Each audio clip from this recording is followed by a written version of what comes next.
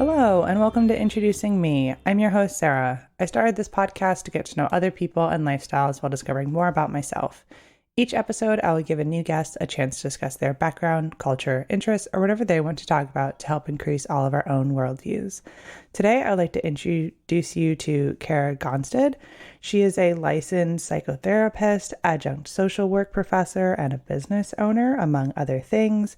Her first experience with a therapist was at age 16, so she has a history of kind of getting into what she's doing now, and I'm happy to have her here today. So Karah, thank you so much. Why don't you go ahead and tell us a little bit more about yourself? Thank you, Sarah. I appreciate being here. Yeah, so as you mentioned, I definitely did get a start in the therapy world at a younger age, in my minor years, really going through some some ongoing family dynamics within my personal family, and got thrown into the place of therapy, not from a desire that I wanted to be there, but from this place of my parents thinking that that was something that I needed to be doing. So I went into this very, I'm going to say angry. I'm going to say that's probably a good word. I did not want to be there. I did not feel like I was this bad kid that I felt like when I went into this therapy environment. I didn't feel like I needed to be quote unquote fixed, which again was my stereotype of going into this place was I'm here because I need to be fixed. And it ended up being this beautiful space and place for me to just be me. And it made me really realize how powerful therapy could be if it was done well and there was a good connection. And it really pushed me forward to know that that was what I wanted to do with my career. So what did you do after originally going to therapy to get on the path of this is where I want to be to now being there? Well, I can tell you I'm going to say preteen years even. I knew always that I wanted to do something to quote unquote help people. I just had no idea what that would mean.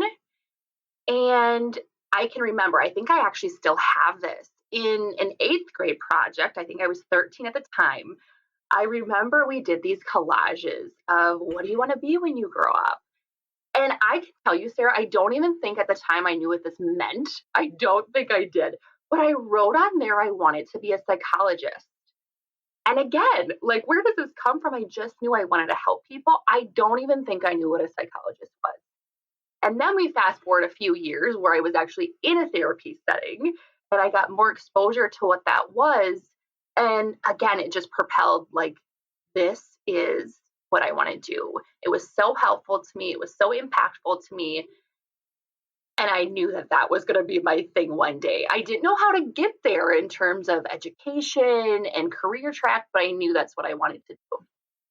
So I ended up going right out of high school into college, getting a couple degrees, one in human development and one in psychology.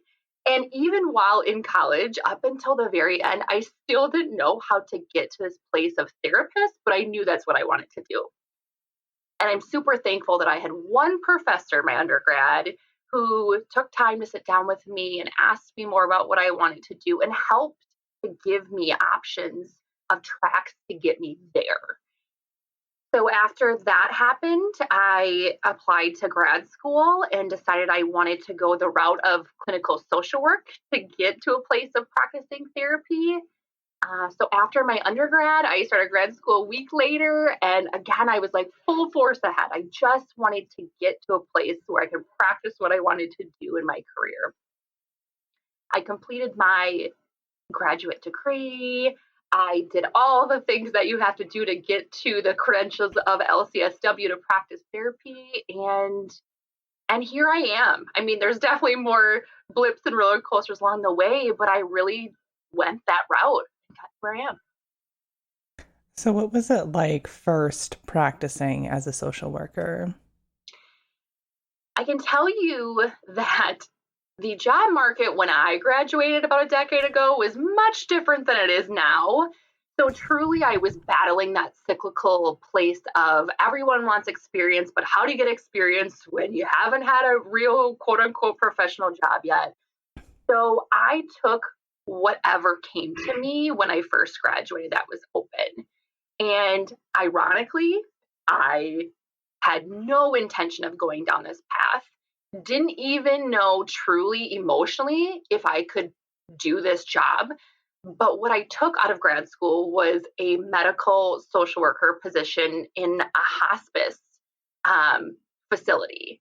And again, I'm like, oh goodness, death and dying. This was not a place that I was comfortable with. I didn't have really any hardly experience in, and I just went for it because I had to take a job somewhere. And I'm not a quitter, but I truly went in my first day thinking, I may quit this job my first week because I don't know if I can do this. And I honestly ended up loving it. And again, I really think this is just because I do just like to help people. It's kind of in my nature, I think. And so I did that for 4 or 5 years. And again, I loved it. But I knew that wasn't what I wanted to do. I knew where my heart was in my career. So when that really got to a place of me needing to refocus and get to where I wanted to go, I passed my final clinical board. I started working part time at a local woman owned clinic in the area. And again, with the ups and downs of what things are, I actually approached the lady who owned the place and said, hey, I actually have some ideas about this place, and I want to know if you're open to possibly partnering with me so we can do this together. And it was a super respectful conversation, but she just did not have interest in that, which was okay. And I let her know that I really felt I wanted to pursue my own practice then. So shortly after that, she actually ended up closing her practice. So everything worked out really well, honestly, for both of us. And I opened my own business in 2018 called Genuine Way Family Therapy.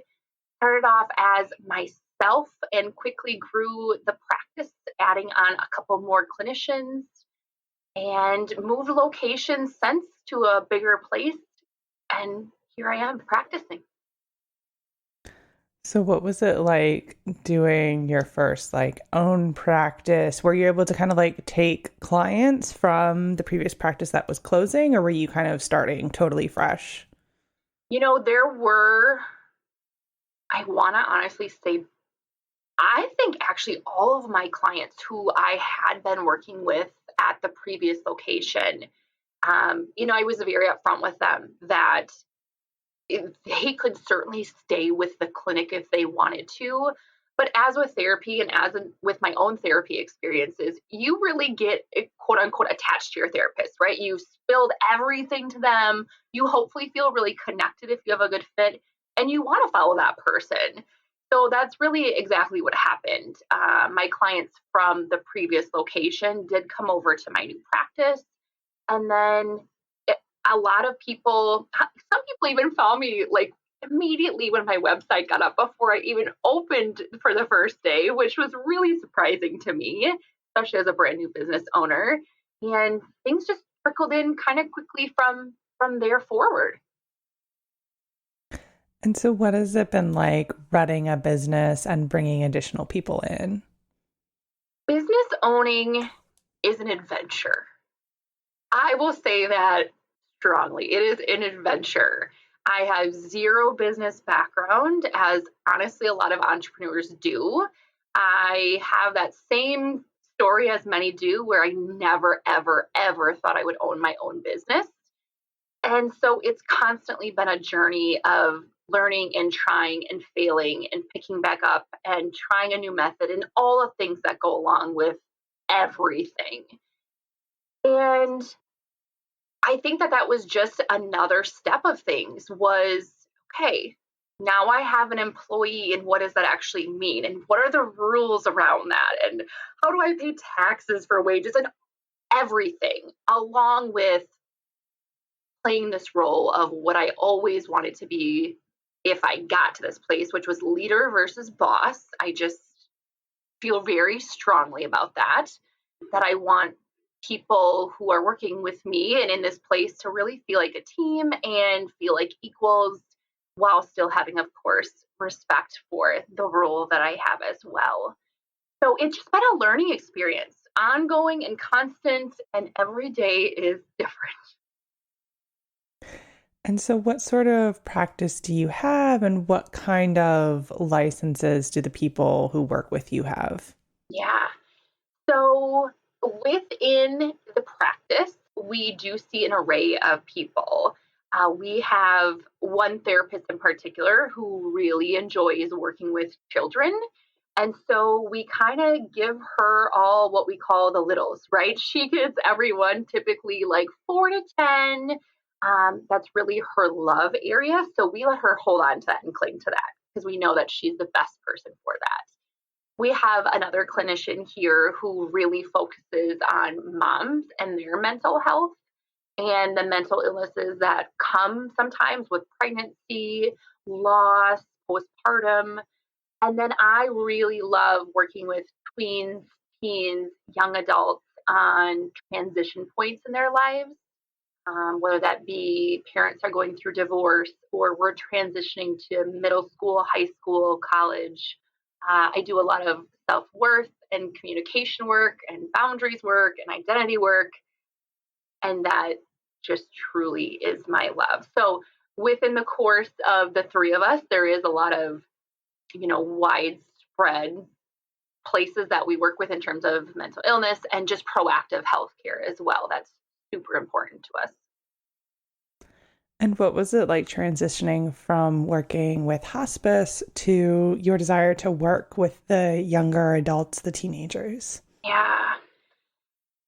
So that, again, when I really think back, that is such an interesting question because, again, like I never, ever, ever thought I would be doing any hospice work. Never. And so for me, really, that was a time where I really just embraced what that was. I ended up loving it. And so I kind of just took day by day until I knew I was going to be at the place where I was ready for that transition over to truly fulfilling what I wanted to do. Within that, though, you're right, there's a huge change stereotypically and hopefully, right, if we have this life as we hope to intend and we make it to our older years, going from working with elderly populations to a lot younger populations. Um, and honestly, I think I just really kind of kept those things separate, right? This was totally different work I was doing when it was medical and end of life care versus what I wanted to be going into. So I think those 4 to 5 years of hospice was just a time where I could truly focus on that until I was ready for that changeover. And so then what is the eventual goal for you and your practice? Like, are you hoping to continue to grow and reach more people? This is a great question. I can't tell you how many people ask me this, and my answer is almost always the same of I truly don't know. And I'm okay with not knowing that. I think there have been times in the past within the course of business owning where, I get so concrete in what I think I want at least for a goal of whatever sorts, whether it be people or income or schedule, whatever that might be. And I find myself oftentimes, because I'm kind of tough on myself, getting disappointed if I don't reach that thing. And so what I've learned to do for me is just continue on this path of focusing on my core values, focusing on truly why I went into this work in the first place, and dealing with the ups and downs of what are family transitions as well, because I have a young child. And, when it comes to him being sick or school days versus not, and balancing all of our schedules with my husband, I've kind of stopped putting such expectations on what I think should happen. And I'm just kind of rolling with it. And it works so much better for me. Now, you mentioned, of course, that you started therapy at a younger age. Did you continue therapy throughout, college and working towards your own degree, or was that kind of a shorter lived experience? So my younger time in therapy when I was a teen, that was shorter lived. And it really truly focused on me and normalizing teen development at that time and just getting through. And that was, again, a wonderful experience for me. There was another time in my life when I was in college, when I was 18, I was a freshman at the time. I actually lost my best friend. She died in a car accident. And I can tell you, looking back, that that was a time that I should have chosen to pursue therapy again because I really could have used it. Um, I internalized a lot and I just continued to push really hard in my schoolwork and not take time to process any of that. So that's a time I wish I would have chosen to do therapy again. But I did get back into therapy after the birth of, not immediately after the birth, but after the birth of my child due to some traumatic stuff during birth. And that was a really helpful experience to me as well. So I have not been consistently doing maintenance therapy, but I can tell you I clearly believe in therapy and I know the benefits it's had for me. And so I'm very much open and will continue to use that definitely when needed. And so obviously everyone's journey is a little bit different. So what do you kind of, in general, recommend people do with their own personal therapy journey? I think everyone is so different, and that's so cliche and vague, and I understand that coming out of my mouth. However, what I will say is I love when we can lean more into just the proactive. And a lot of times, especially now, I think it is so, for so many reasons, and I won't get into a ton of those. I think it's extremely hard to be a kid growing up nowadays. Very, very tough. And so I always come back when parents question me, like, should my kid do therapy? Do they need it? Are the symptoms severe enough to warrant an eval? What do I do? And I always say to them, I don't think there's any harm in having a checkup.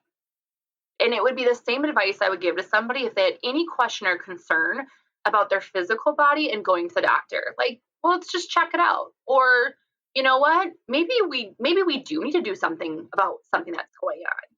Or maybe there is more underlying than what your kid wants to share with you, which, side note, is a lot of the time, and it's not to scare parents, but as we think back to growing up, we don't want to tell our parents everything. And we do internalize things because maybe we're embarrassed or we don't want our parents to know everything that's going on in our friend group and or our personal quote unquote private lives. And so I think therapy can be a beautiful place, if nothing else, just to do a check-in to see, do we need more for the purposes of, is there a mental illness present that we could do something about to relieve distressful symptoms or do something further about? Or just to build rapport with somebody so when there potentially is a life crisis or, again, a death or a traumatic event, we have a safe space already established that we can easily reach out to, that we know we're comfortable with that person. So I like the idea of having something established. If absolutely nothing else, I always encourage people just to know what's available, right? Have the information, the education. So when you do need something, you don't have to be searching and knowing potentially that there's a 1 to 2 year wait list. You know what your options are. You know who you can get into quickly. And there's a lot of logistics behind that too. But that's always my advice. And so when you first went to therapy, you were kind of there begrudgingly a little bit until it turned out very well for you. So what is it like, focusing on that age range where some of your clients might be coming in that more negative, I don't want to be here space? Yes, yes. And I can tell you, like, I was that client, right? When we think in like the therapy world in the field, there are a lot of people, when I say I work with teens and that's who I love working with, a lot of people are like, oh goodness, I don't know how you do it, right? Because we think stereotypical. We think like sassy teen or like very stubborn. And you know what? Let's be honest. We're all like that sometimes. We may just come across differently or say things differently than a teen does, but we're all like that sometimes. It is just my love area. I absolutely love working with teens. I I often have teens who come in who were in a similar emotional, psychological situation as I was as a teen going into that. Meaning, they may come in and their parent might sit down with them and they don't want to look at me. They don't want to say a word to me. If I directly ask them a question, they just won't answer. And it's always interesting because I think the parents take so much shame in that when their kid won't speak up. Like they're doing something wrong. And I don't view it that way at all, not whatsoever. So I always say, like, give me those what you call quote unquote tough teens. Like those are the people that I want because I know there's so much deep down that they oftentimes just need a neutral, safe space to be able to open up, to know that what they're sharing is heard and someone wants to help them. And I'm not going to run back and tell their parent everything they just told me. They just need a space. So it, I've also had parents call me to say, I think this is exactly how my kid's going to show up if I bring them in. Do you still want to see them? And my answer is always, yep, bring them in.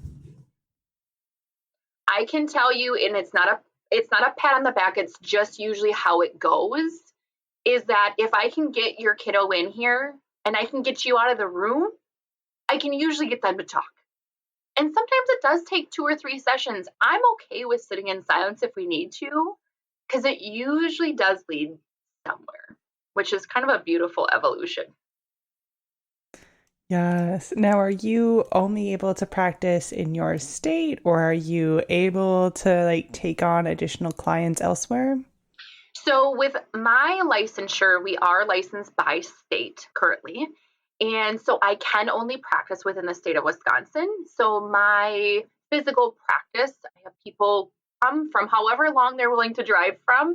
But within those limitations, I certainly do telehealth or virtual visits. And I can do those to anyone who resides in the state of Wisconsin. And now you also mentioned, of course, being a mom. So can you talk a little bit about those sort of life changes that you've gone through and what it has been like having a little child? Not a lot of people know this. My close family and friends do, but not a lot of people know this, that I found out that I was pregnant 2 weeks before opening my practice. And that was quite the whirlwind of things. We had been trying for a while, and I just found out right before I opened. And I was somebody who then found out very quickly after I had become pregnant and dealt with a lot of sickness during my pregnancy. And so my very first day of business went okay. I was sick in the morning. It went okay though. And my second day of clients, I had to cancel my entire afternoon because I could not stop puking that day. And I think that's just a really good encompassing point to say, like, this is how things go sometimes, right? As much as we want things to go smoothly or think we can predict what's going to happen, not a chance. That's not how I would have liked my second day open in my practice to go, but that's exactly how it went. So it's been a roller coaster. I'm sure it will continue to be a roller coaster. But I think that's where I really have just honed into setting less expectations within this balance of motherhood and being a wife and being a business owner, and just gone with a flow. I can tell you that I change my availability within the hours that I practice probably at least 2 to 3 times a year, if not more. And that's often because once I figure out what's working or not working, I'm going to change things so it makes sense. I know burning myself out and working nights and weekends and all day long and trying to fit things in does not work.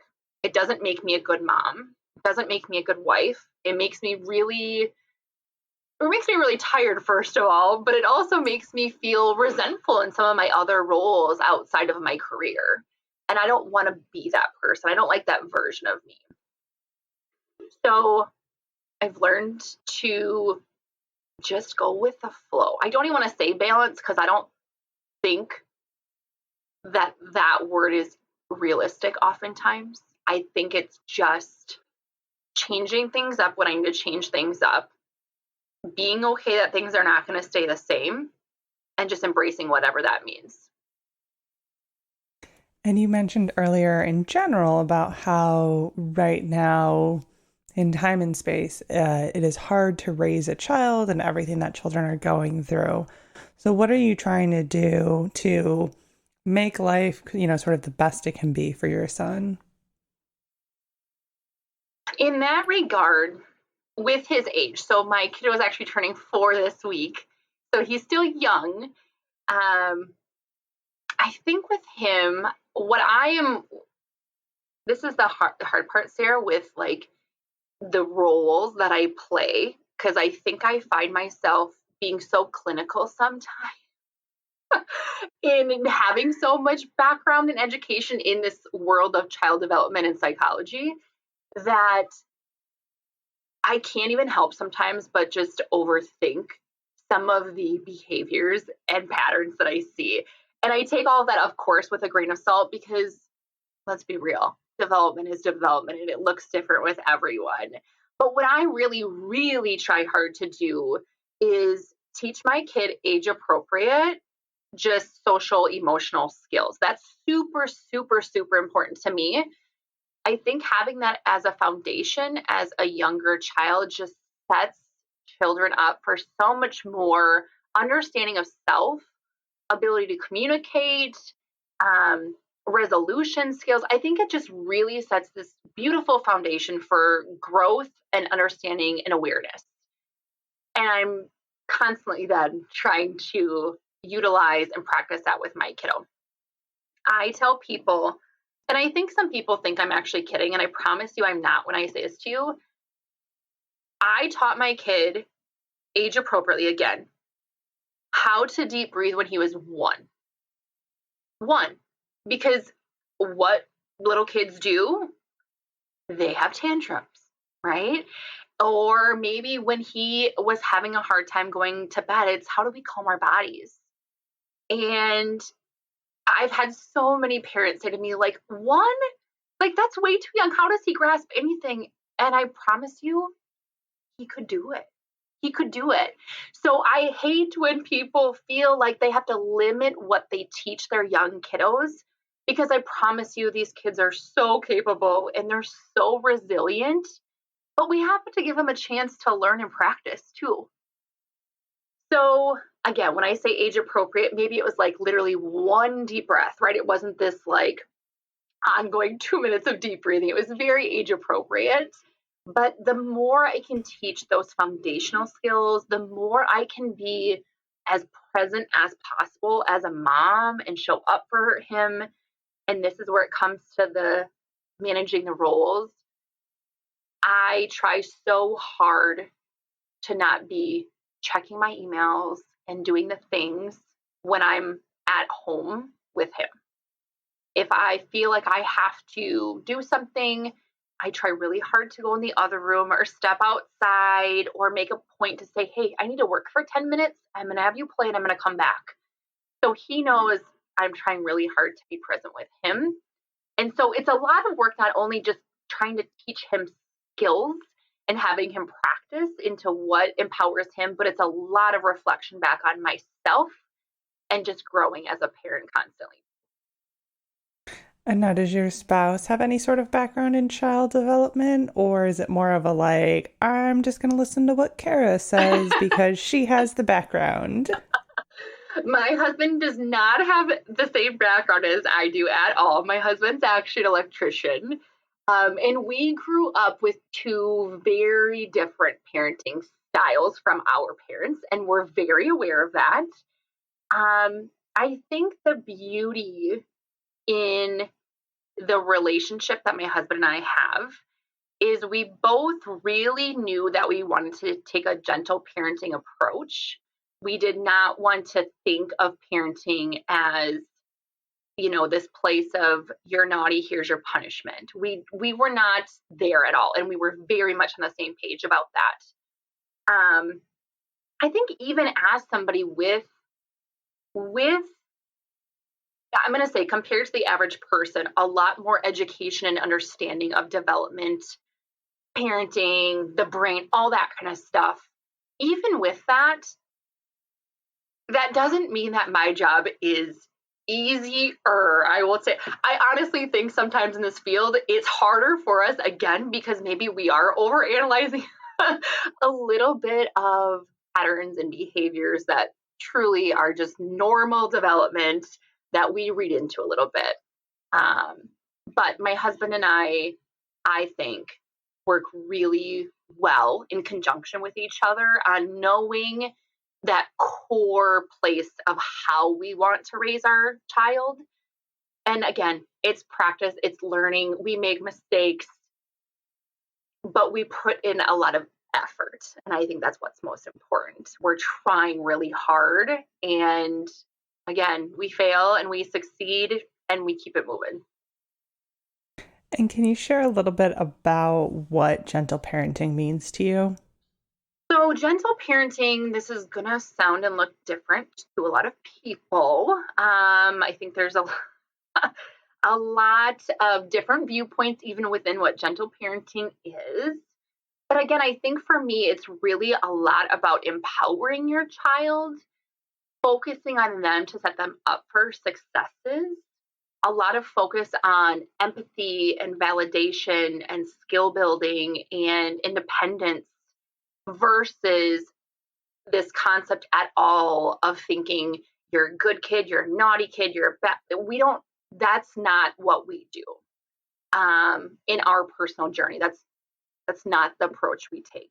Now, that's not to say we don't do consequences, because as adults in the real world, when we make certain choices, there are consequences to some of our choices, depending on what choice we make. So we very much try to keep things realistic, age appropriate, but focused on how do things empower him, what makes sense, what's realistic, and then letting him fail too, and not having repercussions around that when we're just learning. And so are you prepared for him to be going to kindergarten in a little while? It's, again, this is one of those like ups and downs of like emotionally, what can mom take right now? I'm so excited for him to do more and more things. My child was never in daycare. He actually just started this this current school year. So last fall, he started more of a social program that's not daycare and it's not school. I would call it more of like a 3K type program where we chose a Montessori style school where he gets to interact with 12, 11 peers and do that. And so it's been a really lovely journey for him to get some more transition time with peers and what that looks like and teachers, and then he will soon transition into more of what that kindergarten environment looks like. So I'm really excited for him. I will be like most parents, and I'm sure be sobbing my eyes out the first day or for sure the first week of school. And I will take care of me, but I will embrace all the things for him too, because I'm really excited. He'll love that. Yes. Now, I believe you're also doing something outside of all of this with a school and child emotional development and stuff like that. Can you kind of explain what that is? Yes, yes. So I am part of an awesome group of people from our community with lots of different backgrounds who have been focused on starting this charter school called Veritas Classical Academy. which we are hoping, fingers crossed, that we can start in the fall of 2024. We don't have physical location details figured out, but we have basically all the background of what we want things to look like for the students who go there.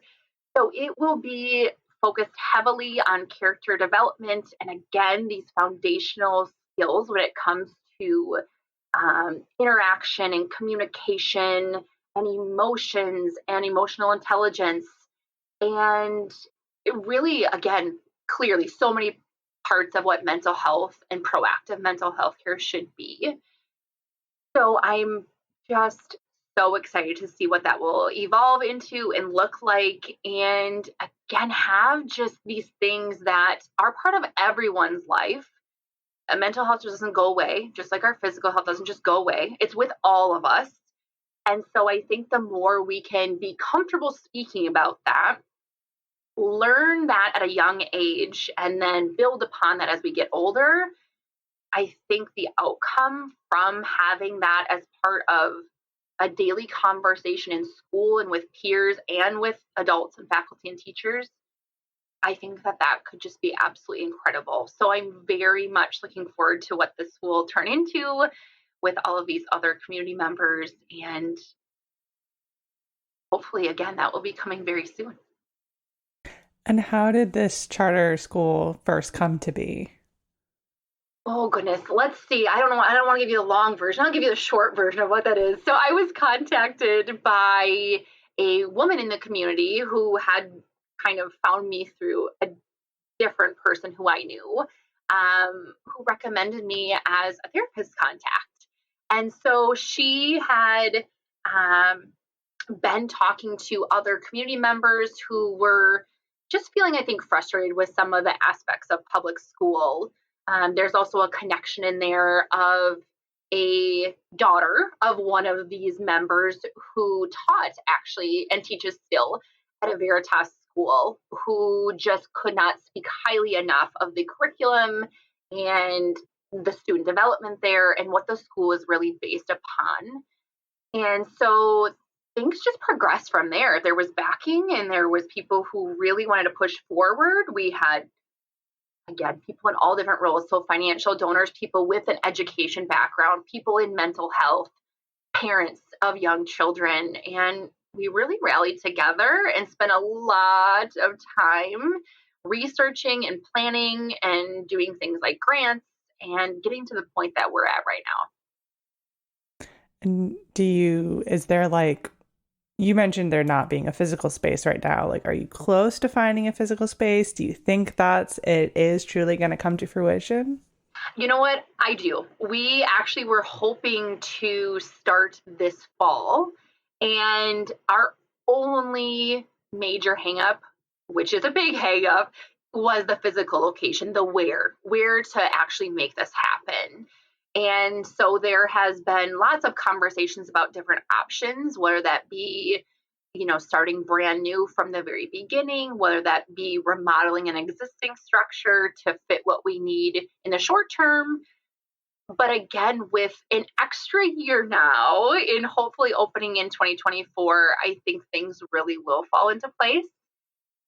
But I'm just not sure exactly what that is quite yet. Right.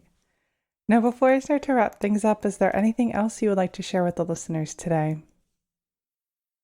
I think in wrapping up, I just want to stress, even though I already stressed it, just the importance of what proactive mental health can look like. And that does not mean that you have to go to this place of clinical therapy if that doesn't speak to you or if you feel like you just don't need that. But there are so many ways just to be proactive in making sure that you're taking care of you. So the big things that I can't stress enough as just a very foundational baseline is always remembering that nothing within our bodies is disconnected. I think a lot of times people want to just place mental health over here and place physical health over here. And I don't know anybody whose head isn't connected to their body. So, with that being said, everything is connected. So if we can do things like be mindful and engage in things like exercise of any sort, right? Make that just a habit. Think about things that truly fuel your body and your brain when you put them into your gut, because again, everything's connected. Surrounding yourself people who really benefit you and your core values and what's important to you, and having you around people vice versa. To have and think about boundaries and what's healthy for you and communicate, right? Just these basic type things. I think they're very much overlooked. And because we're creatures of habit, once we get into routines, it is really hard for some of us to change those things, or just to take a step back and reassess and reevaluate and make a change for ourselves. So I would just encourage everyone to really take a minute to look at what those things look like in your life and be willing to be a little vulnerable and make some changes if you need to. And then as a step further, if needed or wanted, yeah, do some proactive stuff with someone clinical if you need to, just to have a place of rapport and structure, and or to have somebody that you trust if something comes up that you really need help with in the future. Yes, I think, those can be difficult steps, but it's important for people to hear and realize that those options do exist. Absolutely. Now, at the end of all my episodes, I do ask my guests a random question that doesn't have to do with what we've talked about. So my question today for you is, when was the last time you experienced nostalgia? What a wonderful question. I love that question. I can tell you one of my absolute favorite things from my childhood was literally just being outside. Like sunshine, carefree, playing. And that's something that I so love being able to tap into as a mom. So I recently went on a little vacation with my family. My son came along. And I think just the moments of being out in nature, especially with him and seeing things through this really beautiful place of innocence and embracing what that is, just takes me back to those times that really were special and impactful to me. So I'm going to say not too long ago, maybe a couple weeks ago, in that place of just nature and sunshine and being with this little spirit of a human that I have.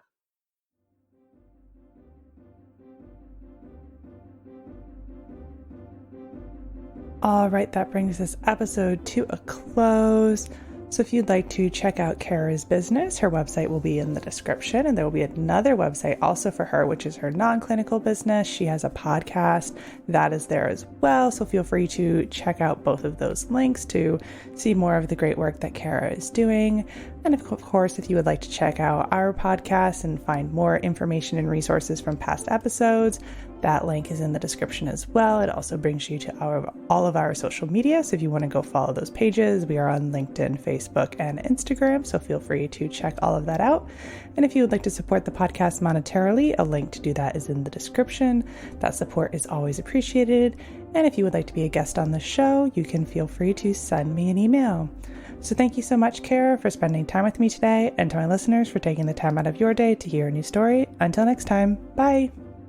Thanks so much, Sarah. What a wonderful conversation.